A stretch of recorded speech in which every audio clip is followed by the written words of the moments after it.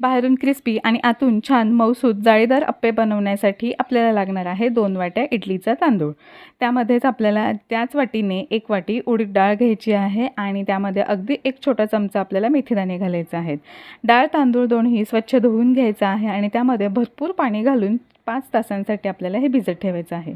5 तासांनंतर आपल्याला यामध्ये त्याच वाटीने अर्धी वाटी पोहे भिजत घालायचे आहेत किंवा धुवून स्वच्छ ओले करून यामध्ये घालून घ्यायचं आहे। सगळं मिश्रण असं थोडंसं बारीक वाटून घ्यायचं आहे आणि त्यानंतर 8 ते 9 तास हे मिश्रण फर्मेंट करायला ठेवायचं आहे किंवा रात्रभर ठेवू शकता। तर त्यानंतर बघा 9 तासानंतर हे मिश्रण असं छान असं फर्मेंट झालेलं दिसेल।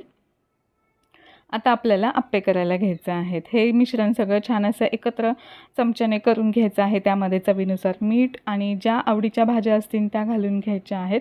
एक ओल्या नारळाची चांगली छान चटणी करून घ्यायची आहे। आता या मिश्रणामध्ये टोमॅटो, कांदा, मिरची, कोथिंबीर आणि आवडीनुसार तुमच्या भाज्याही घालून घेऊ शकता। हलक्या हाताने सगळं छान असं एकत्र करून घ्यायचं आहे। त्यानंतर अप्पे पात्राला तेल लावून घ्यायचं आहे आणि त्यामध्ये हे मिश्रण घालून घ्यायचं आहे। त्यानंतर यावरती झाकण ठेवायचं आहे आणि 2 ते 3 मिनिटांची छान अशी वाफ येऊ द्यायची।